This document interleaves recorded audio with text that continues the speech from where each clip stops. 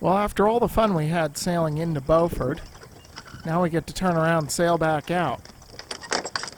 Presently we got sort of light north to northwest winds, which should still be about 10 to 15 knots once we work our way out into more open water. And I was hoping to catch the very last of the ebbing tide, but didn't quite make it. It's already turned around and it's starting to flood. So we're going to be sailing against some current as we work our way out here. Hopefully it won't be too strong.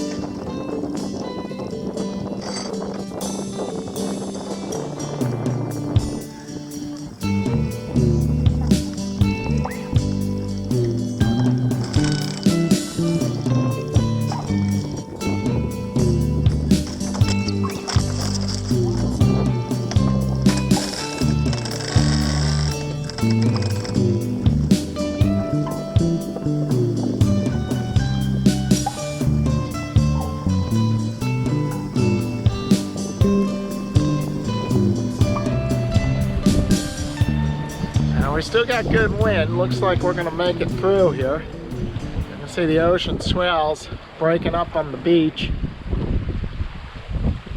So, but not too much longer. We should just go about half a mile here, and we should be out of the grip of the flooding current.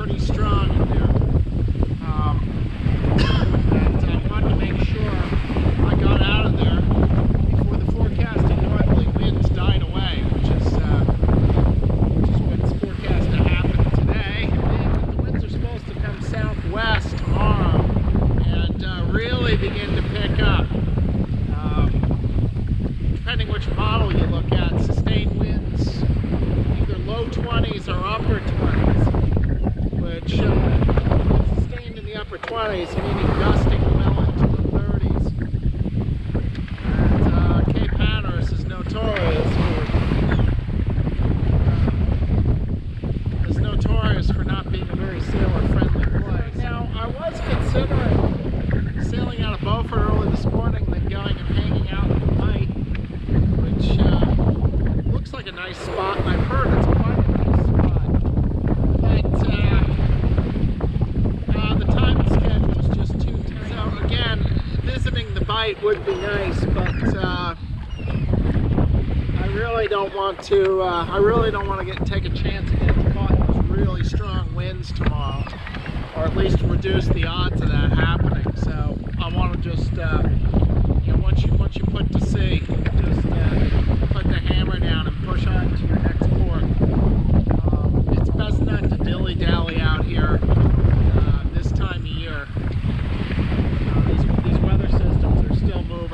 fast and they're pretty furious.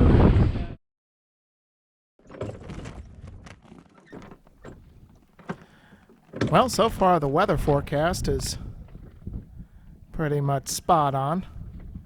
It's now late afternoon and the northerlies have died away just about to nothing. So hopefully those southeasterlies will start working in soon.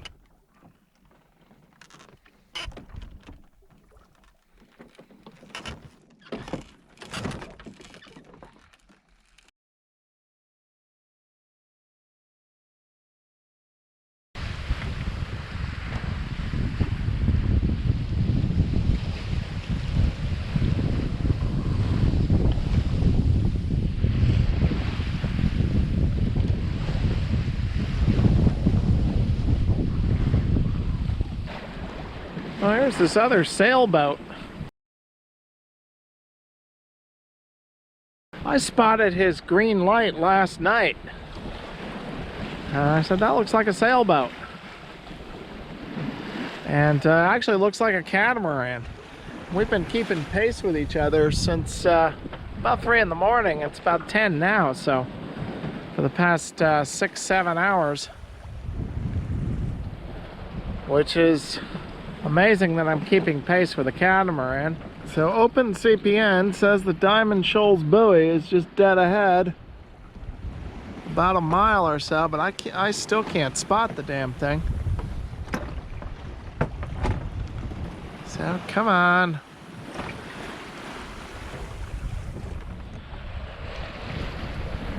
Well, there she blows. Diamond Shoals buoy, which marks the southeastern corner of Diamond Shoals, which is an area of shoals which remains uncharted because supposedly the bottom, the seabed moves around due to wave action and currents and so forth. So you never want to go over Diamond Shoals. So this is the buoy that marks the safe water to the southeast of it.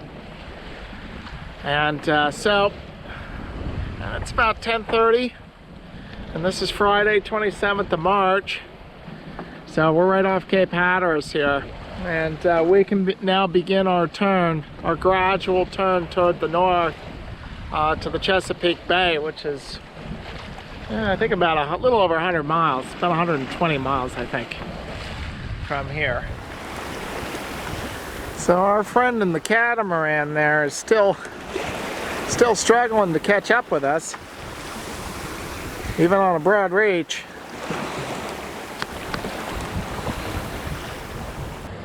Ahoy, everybody! It is Friday, the 27th of March, 2020, and we're at 35 degrees, 18 minutes north, 75 degrees, 19 minutes west. We rounded Diamond Shoal buoy around 10:30 this morning. It's presently about 1 in the afternoon. And Diamond Shoals marks the southeast corner of the shoals that come off of Cape Hatteras. So we've rounded Cape Hatteras. We had a pretty rough night last night. The winds came in after midnight, got up to about 20 to 25. But they've been steadily moderating all day. So I'm thankful that these really strong winds, which were forecast, have not materialized. And I was actually able to get some cell phone data and get the latest from the European model. And it's showing that these winds are going to ease off this afternoon and then basically go down to 0. And then start coming in from the east tonight. Looks fairly moderate strength, kind of 10 to 15 knots. And then tomorrow coming southeast. So that would actually be a pretty good deal. We've got about 140 miles to run to Deltaville. So our friend is still with us here in the catamaran. I think he's slowly catching us. But Every time he catches up, Ruthie just seems to suddenly pick up steam again and pull away. I think the old girl's being a bit of a flirt. And so, of course, the downside being a solo sailor when you got a boat that's close by is I can't really take a nap because I got to watch out for this guy.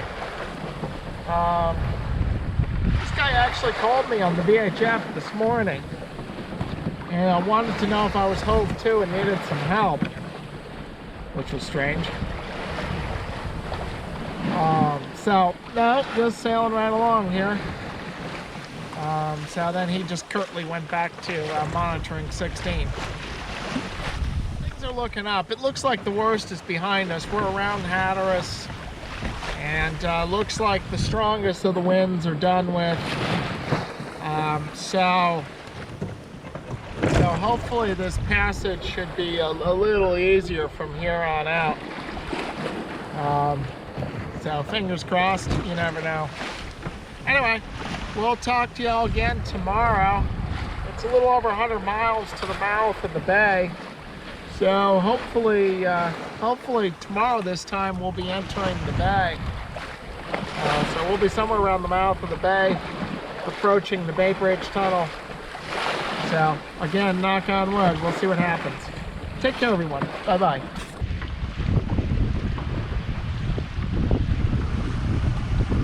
So we have a high-tech, it looks like a fairly new catamaran, 42 feet, against the decidedly low-tech 31-foot double-ender being steered by a homemade self-steering wind vane. And well, after about 7 or 8 hours, the verdict is in. He's passing us.